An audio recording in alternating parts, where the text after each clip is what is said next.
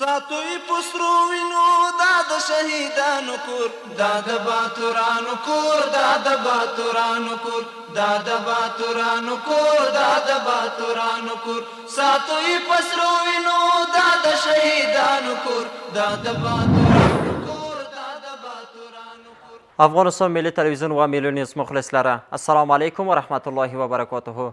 Bugun juma Hijri Quyosh 1404-yili 12 Savr milodiy 2025-yili Yakimi. Bu kecha soat 9 o'zbek yangiliklarga xush kelibsizlar. Men Shamshod Ahmad Ilmas.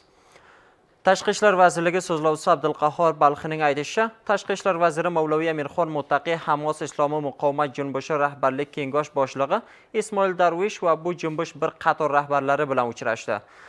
Balxi janoblarining ko'paytirishicha, shahidlar haqida duo qilib, ular qarshi kurashlardan olqishlab va G'azzada Isroil rejimi tomonidan nasl o'ldirilishi va noma'qul harakatlarini qoraladi. Bu uchrashuvda Mavloviy Amirxon Muttaqi aytishicha, Afg'oniston aholisi Falastin inoqalarining qonuniy qarshi kurashlaridan qo'llab-quvvatlab va ularga yutuqlik istaydi.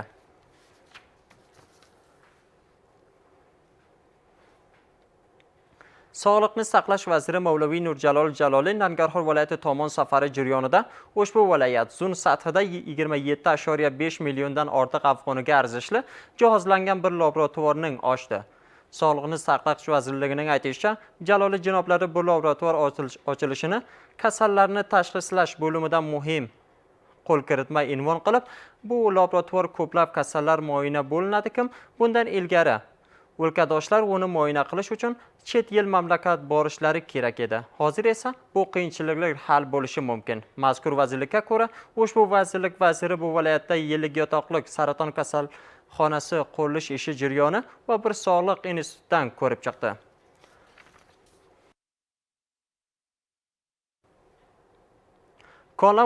Konlar va petrolium vazirligining aytishicha, 1404-yili kichik miqyosda bo'lgan tuz, nafroit va marmar koni projelarini qarardod qilgan va ichki va tashqi sarmoya yetkazuvchilarni jalb qilish uchun boshqa bir qator buyuk konlar projelarini qarardodga topshiradi. Hozir Afg'oniston konlar va sanoat o'toqi konlar qozib chiqarilishini mamlakat san'ati rivoj qilishi va iqtisodiy ravnaq topishi uchun muhim odim unvon qilib aytishicha, konlar sektorida qulayliklar mezoni bilan ketishi bilan bu bo'limda ko'pincha sarmoya yetkazuvchilar sarmoya yetkazishga qiziqishlari mumkin. Afg'oniston konlari trillionlab dollar arzishi bor, biroq necha dahadan buyon ushbu konlar g'ayriqonuniy suratda qozib chiqarilib va uning daromadi davlat kissasi o'rnida xususiy kissasiga ketadi. Biroq Islom amirligi hokimiyatidan keyin mamlakat sathida konlar g'ayriqonuniy suratda qozib chiqarish tizimi to'xtalib va ko'pincha kichik va buyuk konlar ichki va tashqi sarmoya yetkazuvchilarga qararodga topshirilgandir.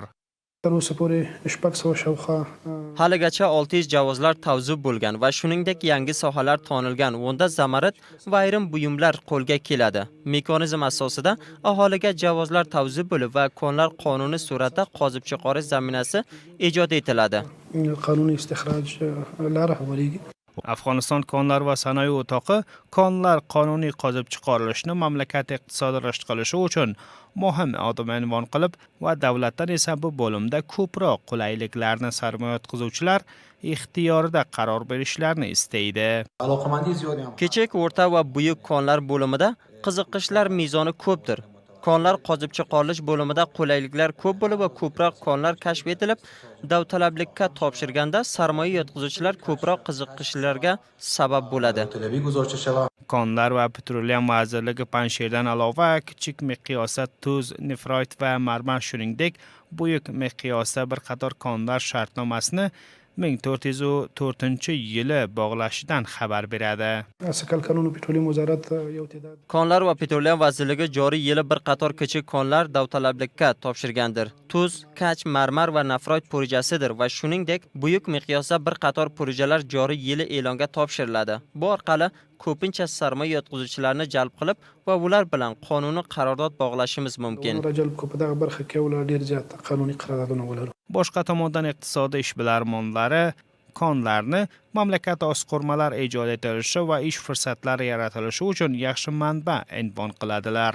زمانی که انکشاف و پروسس از این صورت میگیره Uning inkishof va fursasi bajarilgan payt iqtisodiy nuqtai nazaridan mamlakat osqurmalari kuchlanib, ish fursatlari ijod etilib va undan alava bu orqali qo'lga kelgan daromadi aholi iqtisodiy vaziyati va osoyishtaligi uchun foydalanishi mumkin. و آسایش مردم استفاده شود. Ma'lumotlarga asos Afg'oniston konlari 3 trillion dollar taxmin etilgandirki, Islom Amirligi 4 yil ichida 200 kichik va buyuk konlar qararodini ichki va tashqi shirkatlar bilan bog'lagan.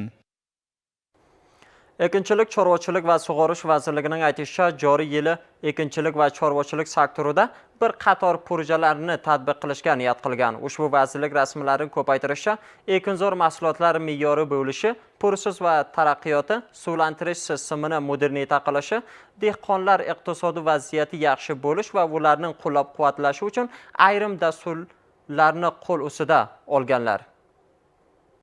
Ekinchilik, chorvachilik va sug'orish vazirligi aytishicha, joriy yil mamlakat chorvachiligini kuchlantirishi, ekinchilik tavlidotlarini ko'paytirishi, ko'knor badili ekilishi, hind ekishni rivoj berishi, isloh etilgan ekinchilik tuxumlar va kimyoviy kodlar tavsiya qilishi uchun ayrim projelarni qo'l ustiga olganlar. بازسازی و حفاظت جنگلات پیسته و چهارمغز Pista va chormaz o'rmonlarini qayta ta'minlash va saqlashi, aholi hamkorliklari bilan o'tloqlarni muntazamlashtirishi, Afg'oniston tuprog'i tizimini mutolaa qilishi, ekinzor yerlarni isloh qilishi, zonlarda sut berayotgan chorva formini ijod qilishi va iqtisodiy zararlar oldi olinishi uchun nabotiy ofatlar bilan qarshi kurashishi jumladan dasturlardan hisoblanadi-ki, Islom Amirligi rahbarligi tomonidan ta'yid etilishidan keyin tatbiq etilishi mumkin. امارت اسلامی افغانستان به اجرا گذاشته می شود.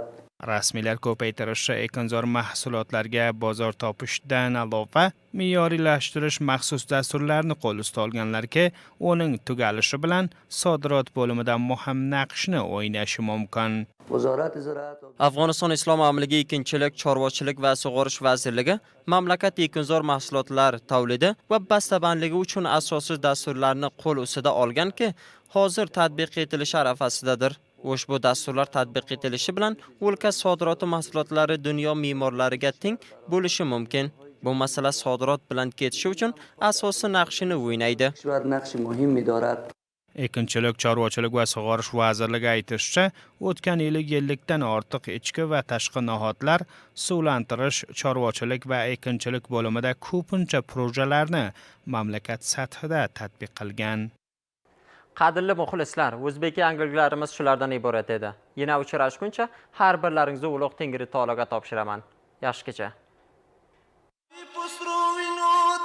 شهیدانو کور داد باتورانو کور داد باتورانو کور داد باتورانو کور داد باتورانو کور ساتوی پسرو وینو داد شهیدانو کور داد باتورانو